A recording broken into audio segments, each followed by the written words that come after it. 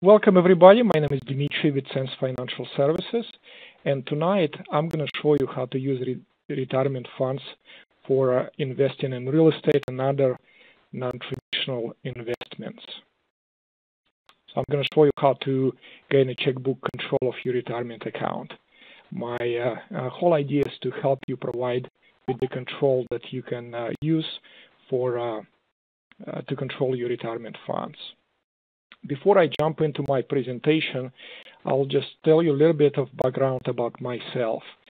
I started investing in real estate and started my career in financial services back in 2001.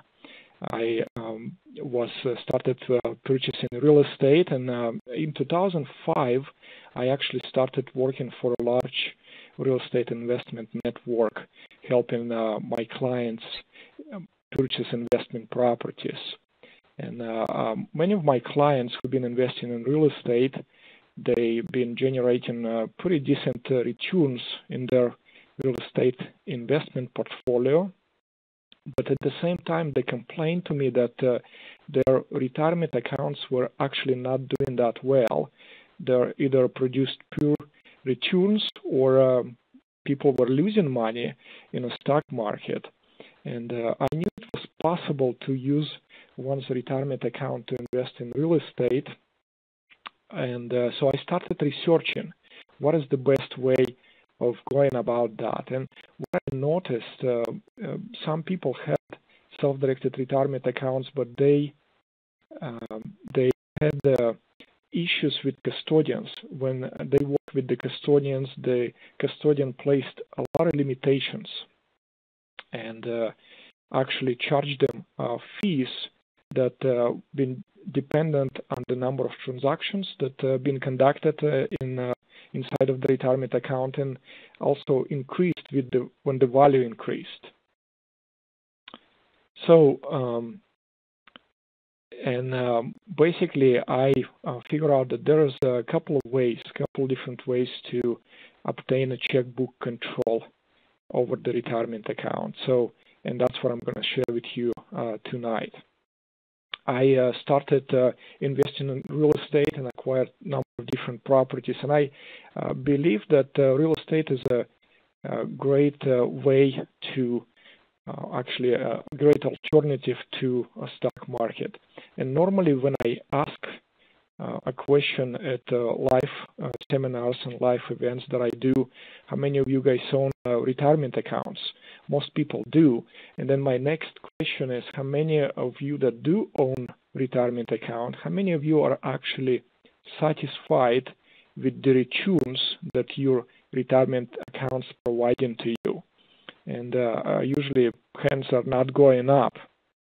And those people that do raise their hands are typically those that already have retirement accounts self-directed, and they invest in assets that they do know and understand. And I'm sure you will agree with me that most of us have very little to no control of the stock market. We can't control what's going to happen with the stock market tomorrow or the day after or a year from now. And stock market is you basically investing in a paper asset. But when you invest in real estate and other non-traditional investments, you do have a lot more control over that. Now, next slide, I'm going to show you benefits of using a self-directed IRA. So basically, I'm going to give you some reasons why you should even continue to listen to me, why this subject is important. Well, when you set up a self-directed retirement account, the first and foremost, it gives you the ability to invest in non-traditional assets. So you're able to use your funds and invest them in non-traditional assets. Because if you went to your current custodian, whether it is Merrill Lynch or Charles Schwab or TD Ameritrade, or whatever your account is, if you have just a regular retirement account, you're limited to what you can invest in. Well, the options are basically you can invest in either stock market and stocks, bonds, or mutual funds. You also have ability to invest in bonds, but that's about it. And the problem is that this limitation is placed on your account by the custodian that you're with. The IRS does not tell you anything that you can't invest in real estate. You can, and we're gonna go over some of the limitations that IRS is actually placing, but there's limitations placed by the custodian. So the problem is with the custodian. You have to switch to a different custodian, and then you'll be able to take control over your account. The next benefit here on the list, the next point is diversification. So with your funds that you currently, or with your retirement account, if you're invested in a stock market, you may be diversified in a different stocks, but that still doesn't provide you full diversification. You're only diversified inside of one asset class. So in order for you to achieve a true diversification, you need to create a self-directed IRA. And with that, you can invest in real estate businesses and so forth. Next benefit is all of the income or all of the cash flow in this case, because we're talking about using your IRA for real estate investing. So all of the income that your investment generates, or all of the rental income that your rental property owned by your IRA generates, is tax deferred. It flows back into your retirement account. If you compare that with owning a property in your name, at the end of the year, if property cash flows, you have to declare that on your tax return and pay taxes on that income. Because property now owned by your IRA is tax exempt, so all of this income is sheltered from taxes. Next point is no capital gains on the sale. Well, guess what? If you take the advantage of the opportunities that are in today's market, and you purchase real estate, you can pick up properties for significantly less than the cost to rebuild them. I'm seeing my investors are buying deals for half of the construction cost. You can purchase a property, as an example, in Phoenix, Arizona for 90 to 100, low 100, and the replacement cost for those houses are almost $200,000. Those same houses were selling just 5 years ago for $250,000. So if you can pick up one of the properties, one of the rental properties like that inside of your IRA, you have very good potential for appreciation down the road. And if in 8 or 10 years from now your property doubles in value and you sell that property, you achieve this gain on the sale. Guess what? This property owned by your IRA, it's going to be exempt from taxes. It's going to be sheltered from taxes. Now, also, not only you can grow your account by adding, by growing by the cash flow and returns on the investment, you can also add annual contributions to your account. You can add contributions every year, depending on the type of account that you have. You can put every year tax-deductible contributions into it, or after tax if it's a Roth.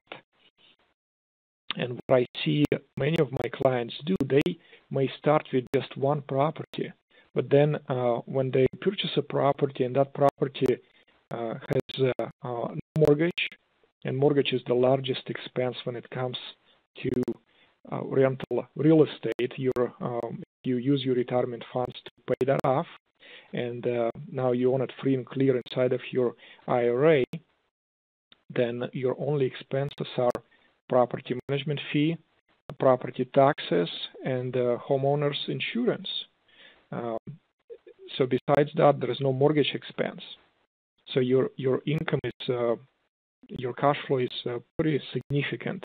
And I see my people, my clients, they start with just one property, but then over the next couple of years, they're able to grow their account by making additional contribution and collecting all of this rental income. By the way, all the income generated by the property that you own inside of your retirement account or any other investment that you have inside of your retirement account, all of that has to flow back into your IRA. You can put that into your personal checking account. So what clients do, they actually take all of this cash that they accumulated and now they buy another property. So now they have two properties that are owned inside of their IRA, free and clear, and they're generating even more cash flow. So what that does for you is basically it works like a snowball. You start with just a couple of properties, but then imagine this. If by the time you retire, you have 5, 8, or 10 properties owned by your retirement account that are producing income each and every month. I call this vehicle cash flow passive machine. So you have this passive income coming in whether you work or not, whether you get off from bed or not.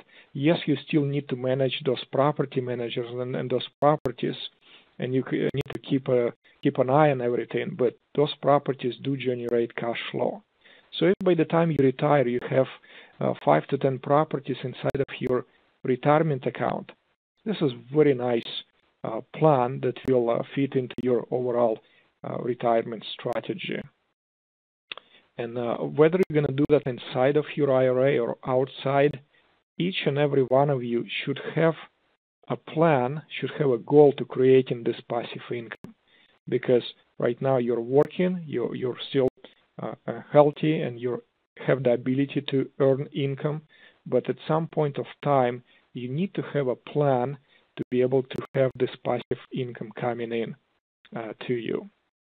And there is also ability to leverage your funds, and we not going to cover it this time, but it is a possibility. Well, what is a self-directed IRA? Basically, it is a tax-deferred trust account that is held with the IRS-approved custodian, just like any other retirement account. And it allows you to invest in non-traditional assets. It's not a new feature. It's not a new account in any way. It's been around since 1974.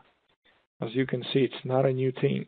And many people come to me after my presentations and ask, well, is that something new? Why I haven't heard about this before? Well, the reason that your stockbroker and your financial advisor not going to tell you about self-directed IRA because they want you to keep your money in a stock market. That's how they make their commissions, by having you invest more in the stock market. But you need to invest into something that you do understand and have more control over. Well, next slide shows the eligible accounts for a self-directed IRA. And most of you on the call probably will recognize one of the accounts that you already have. So it can be a traditional or Roth IRA. If you have employer-sponsored plans such as 401k, 403b, or 457, then you can use those also. The key here is that they have to be with the previous employer. If you're still working for a company and at your current employer and have a 401k plan there, most likely they will not allow you to touch and move those funds. There are some exceptions. I had a client who actually over retirement age, an employer did allow her to move the funds into self-directed IRA, but usually that's not the case.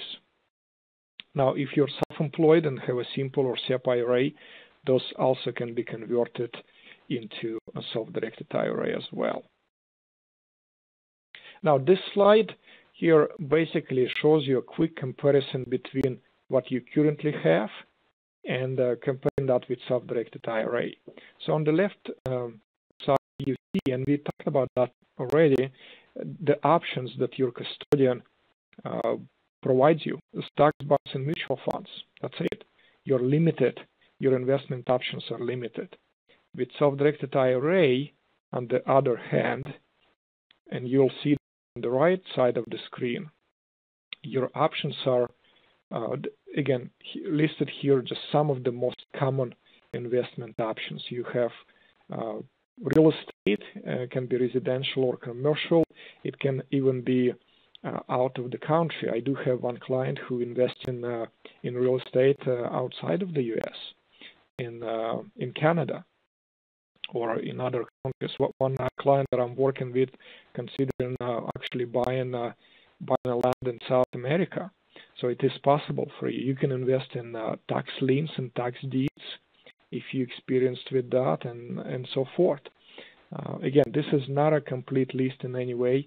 In fact, there is no list that the IRS gives you what you can do inside of your self-directed IRA. What they rather do is they give you a list of things that you cannot do. So let's take a look at that. What you cannot invest in using your retirement funds. The IRS defines prohibited transactions as transactions that are not allowed inside of your IRA. Your IRA cannot invest in collectibles such as coins, artwork, stamps, so collectibles. Also in any life insurance contracts. And all of this is a public information. You can go online to the IRS website and you can look up Internal Revenue Code Section 4975. You can also look at the IRS Publication 590 and you can read about that. On top of that, IRS prohibits your IRA from doing business with any disqualified person. Now let's take a look at that. So the IRS defines disqualified person as owner of the IRA. So if you set up a self-directed retirement account, you need to treat that it's not you anymore, it's a separate entity here on the side. So you cannot do business with that IRA, with your IRA. The IRA also cannot do business with your spouse, your parents and grandparents, your kids and grandkids, and their spouses, your investment advisor, and also fiduciary, those that actually provide services to the plan. And then any business entity in which one of the persons here on the top owns 50% or more interest. So let me give you an example here. Let's say one of you decides to create a self-directed IRA and then purchase a property with that, purchase a rental house. And then down the road, there is a situation that one of your kids might be relocated and needs a place to live with his or her family. And you're thinking, well, my IRA owns a property here in this area. My son needs a place to live. Why don't I rent my property inside of IRA to my son? Well, guess what? That will be a prohibited transaction because your son is a disqualified person to your IRA. You cannot do that. Next example I'm going to use, you also buy a rental property and you buy a foreclosure that needs a major rehab work. It's a great deal. You're buying it from the bank, but it just needs some work. So, and your son happened to be a contractor. He owns a construction company and he does rehab. So you say, well, I'm going to have my IRA hire my son's company to do the work. Well, guess what? If your son is the sole owner of that construction company, that entity will be disqualified to your IRA. That will not be allowed. Now, here's another example. If that company owned by your son, if he's one of the owners and if he only owns 30% and there are two other partners that own 70%, then that will not be considered prohibited transaction. That entity will not be disqualified because the disqualified person owns less than 50% interest. So as you can see, the rules are pretty clearly defined, and it makes almost impossible for somebody to get engaged in a prohibited transaction unintentionally. So if you're not sure, you can always ask. All right, well, let's move on to the next slide here. And I did talk about working directly with the custodian. And some of my clients, they had self-directed accounts with the custodian. But the problem or some of the disadvantages working with the custodian directly is that you don't have direct access to your account. Every time that you need to make a transaction, you have to submit a request to the custodian with a set of paperwork instructing them what to do. They're going to take 7 to 10 business days to review and approve that transaction, and then they will disburse the funds for that transaction, whatever it is. It might be a payment for, it might be a simple payment of a repair bill for $50, and you're going to have to wait on that. And not only they're going to take their time, and you lose this time to get this transaction approved, but you also will be charged a fee. So custodians, they do charge you a fee for every transaction. And different custodians, they do have a different ways that they charge. Some charge for every transaction. Others, they charge based on the value of your account. But in either way, regardless how they charge, the more transactions you do, as you grow your account, the more properties you acquire or more investments that you acquire, your fee is going to increase. So in this case, working with the custodian will cost you anywhere from a few $100s to a few $1,000s, depending on the size of your account and number of transactions that you do. But there is a solution to this. There is a solution, and here is what it is. And two options that we offer to actually gain that checkbook control is first, self-directed IRA owned LLC, and second one is solo 401k for qualified self-employed individuals. So what is a self-directed IRA? Before I get into benefits, I'm going to tell you briefly what that is. Basically, once you set up a self-directed IRA and move your existing account to the new custodian, you can technically start making investments and buying property and putting your funds into different investment vehicles. But you will experience those fees, and you will experience the delays. So what we will do is we will create a special purpose limited liability company owned by your IRA and controlled by you. You will be designated manager of that LLC. And as a manager, you will have full control over that account. So we'll simply instruct your custodian to make investments into that LLC.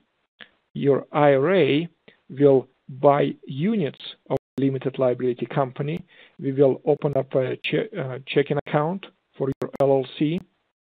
Again, as a manager, you will be the account. You'll be able to sign the checks and make all of the investment decisions.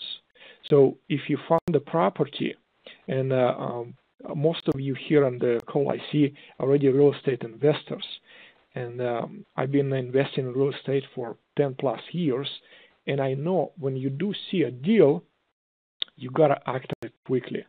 Because what happens if you don't act on it quickly, guess what? It's gone tomorrow. Because somebody else acted on that deal. The deals usually don't stay long out there. So you gotta act on it quickly. So we create a limited liability company. You make investment into the LLC, and once you do this, your interaction with the custodian pretty much stops at this point. You now making all of the transactions inside of your LLC. You control that. You make a purchase of the real property or any other investments under the LLC.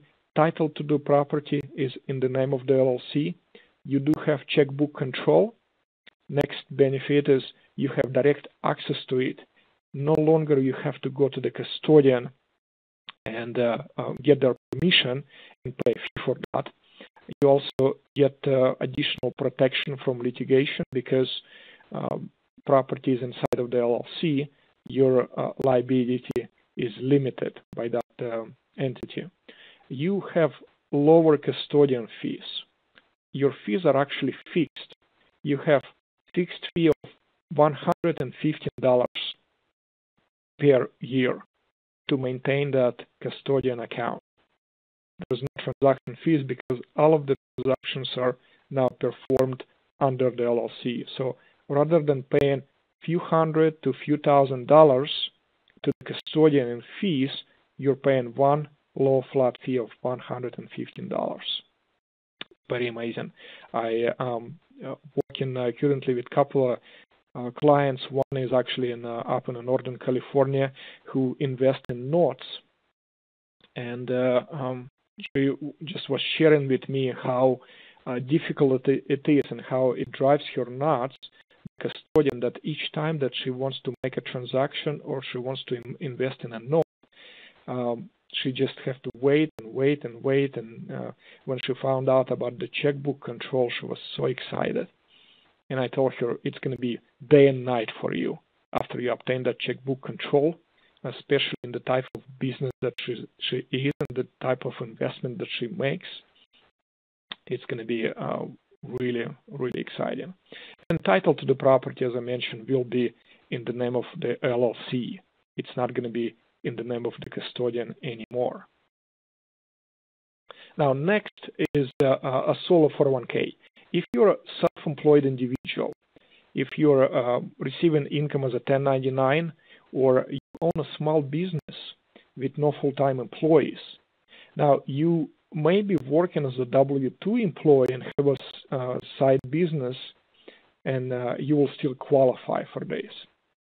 Solo 401k has the same benefits as Checkbook IRA, but even more. There's even additional benefits. You have much higher contribution limits, up to $55,000.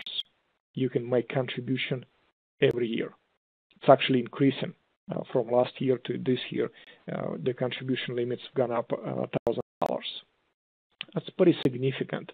For those of you that did not have the opportunity to make contributions in your retirement account in the past, this is a great way for you to really speed that up, to really boost it up. You have the same opportunities. You can invest in anything you like as long as you don't engage in prohibited transactions. Now, a solo 401k also has a loan feature. If you need to get the money for any reason whatsoever, you can borrow against your solo 401k. Now, for those of you who had 401k plans with employer, you probably noticed that you can borrow, you can get a loan from it. So the same feature exists in a solo 401k. You can borrow up to $50,000 or 50% of the value of your account, whichever is less. So, for example, if your account balance is $150,000, 50% is $75,000, so the lesser is $50,000. You can borrow $50,000 for any reason. If you wanted to buy a residence, you can borrow, and then you're allowed to pay it back within 15 years. If it's any other reason than residence, the loan has to be paid back within 5 years at the interest rate of prime plus 1, with at least quarterly payments back into your account. So you're not throwing interest payments out there, it goes back into your account. So your retirement account actually growing. You're helping you're helping yourself grow that retirement account. Now, it also provides you with the checkbook control, but because solo 401k is a trust, there is no custodian. So it's a qualified trust that created for your business or sole proprietorship. There are no custodian fees. There is no custodian. You become a trustee of your trust, and you act and you manage that just like a manager for the LLC. You have flexible contribution options. You can contribute as much as $55,000 or as little.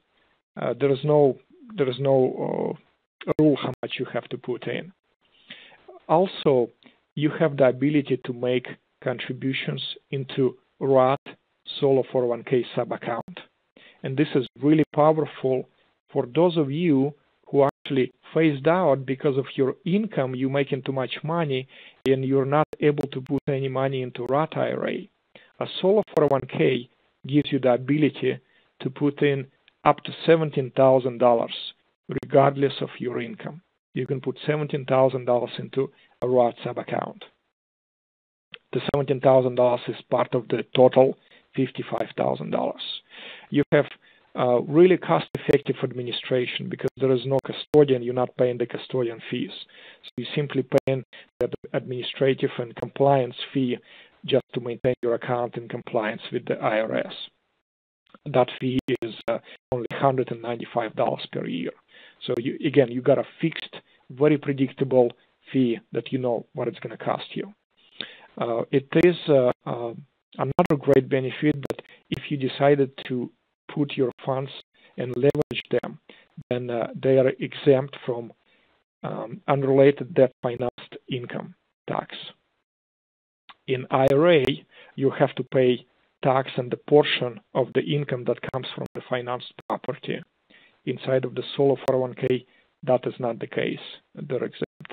And you can also consolidate multiple retirement accounts. So if you have 401k from a previous employer or traditional IRA or a SEP IRA, you can combine a few different accounts, roll them over into a solo 401k, and start making investments that you do know and understand.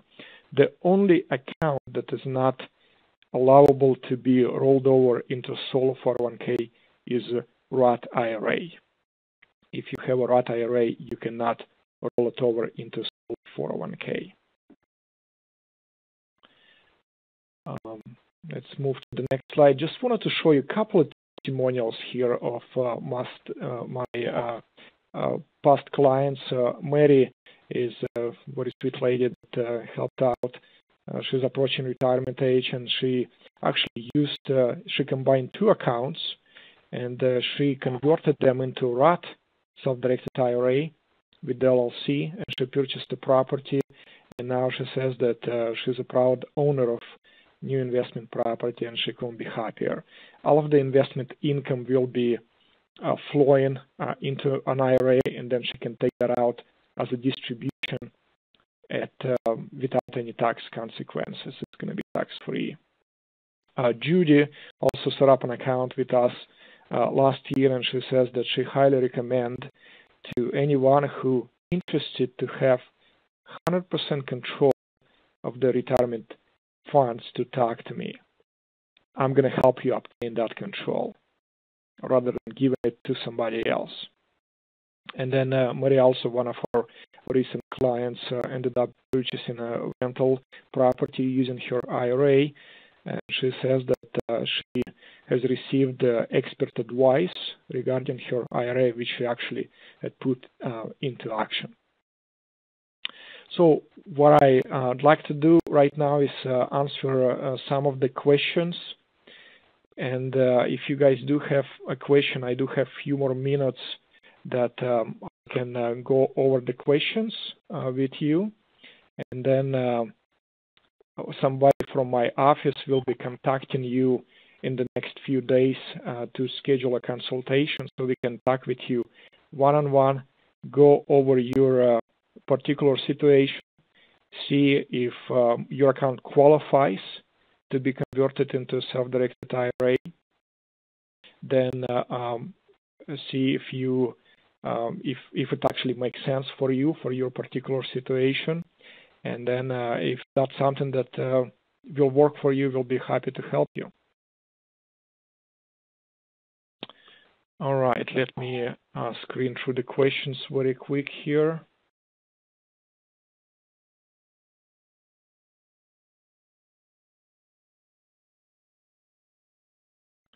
Okay, first question is from John. He's saying if he has a SEP IRA and he has a traditional IRA, can those be combined into one self-directed IRA with checkbook control? Yes, John, and you may have missed me talking about that, but if you do have multiple accounts, they can be combined.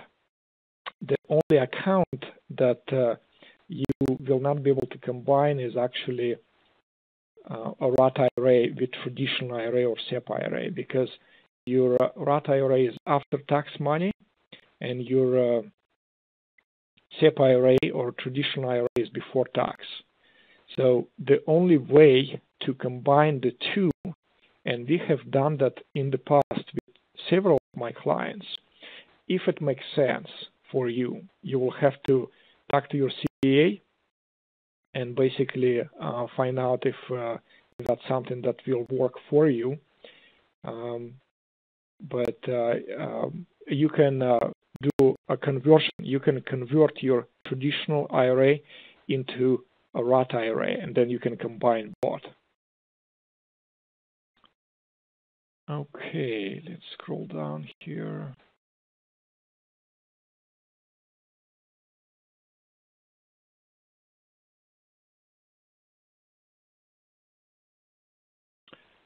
Next question from Janet. She's asking if she can invest in coins.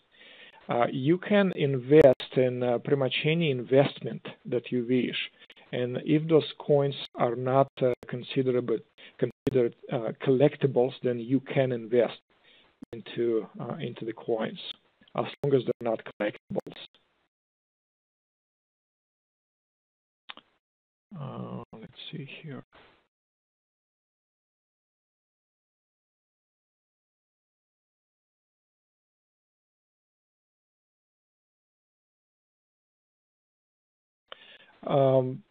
Kwang Lee asking about the custodian. We do work with a couple of custodians, and we'll probably select the one that is the best for you, that will provide the lowest fees for you. So when we do have a consultation with you, I'll need to find out a little bit more about your particular situation and see what kind of account will be the best for you, and it might be a possibility that solo 401k will be the option for you. Then there's going to be no custodian at all with solo 401k. It's a qualified plan. A trust is created. We will provide you with all of the paperwork, and then you become the trustee of that trust, and you avoid all of the fees that are associated with the custodian.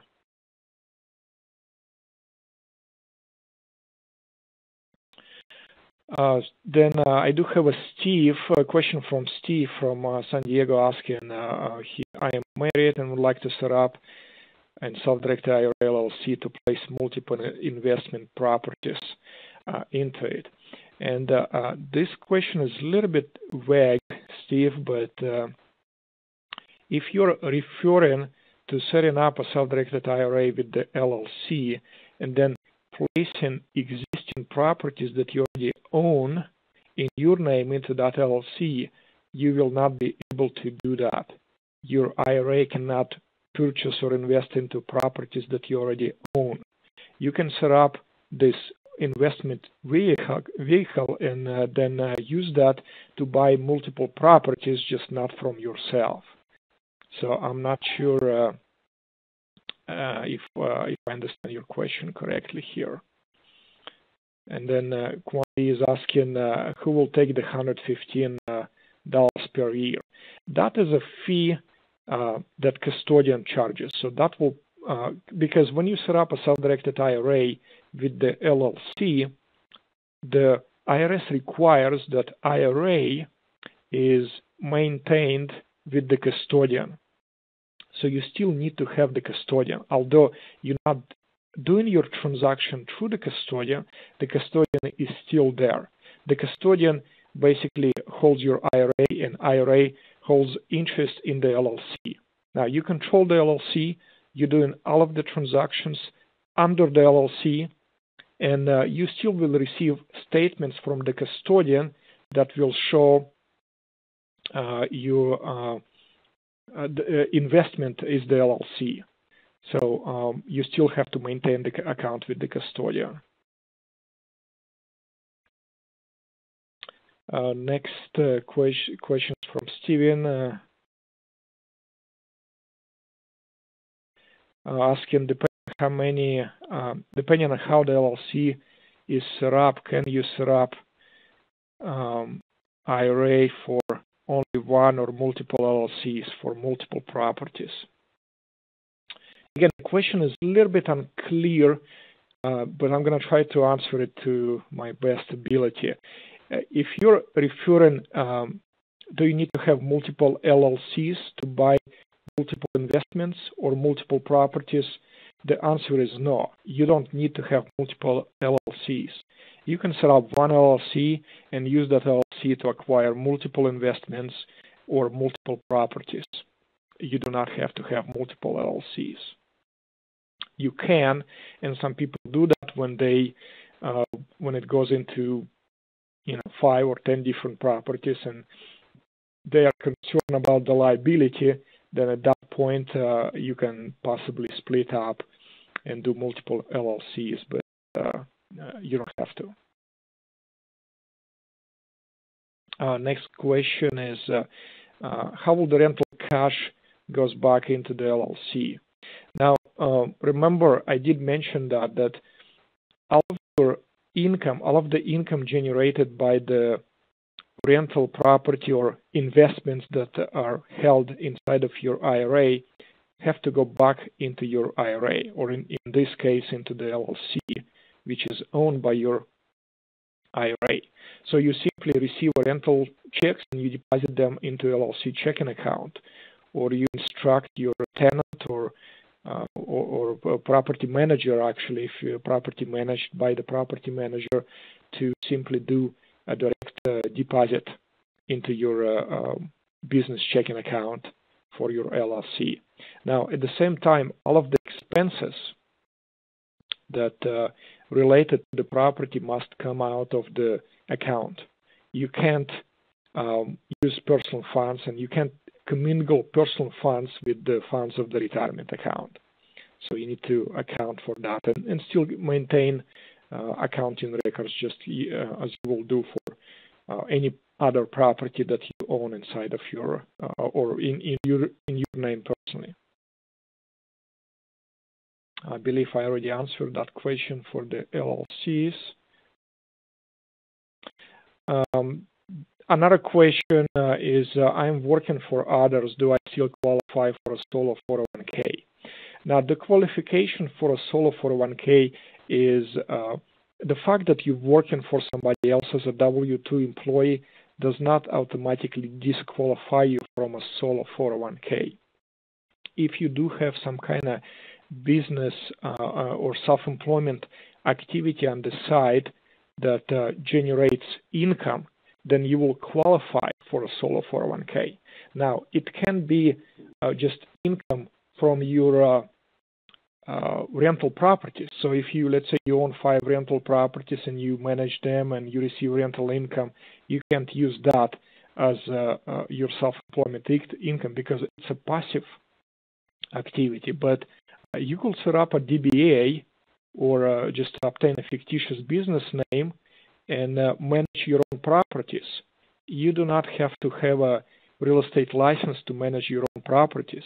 So you can set up a DBA, set up a company, and then pay yourself small salary, just nominal salary, because you're paying the bills, you're paying mortgage payments, you're paying property taxes and other expenses. Then you will pay yourself just nominal salary, and that will qualify you as a self-employment activity that produces income, and that will qualify you for a solo 401k. Okay, the time is up, and I do thank everyone for joining us. And like I mentioned earlier, someone from my office will be in touch with you in the next few days. Or if you wanted to speed up that process, please email me. I believe my email address should be still on the screen. Let me get that up. You can send me email at IRA at SenseFinancial or simply Dimitri at SenseFinancial.com. And if you provide me with 2 or 3 different options when you're going to be available in the next, I do have Friday available. Tomorrow I'm doing another event. I will be busy most of the day, but Friday or sometime next week, if you want to send me a few options when you're going to be available, we will set up a time. We'll schedule a phone consultation. If you are local and you would like to come out to our beautiful office here in Anaheim Hills, we can meet here face to face to go over your situation and help you set up an account that will work for you. Thank you again, and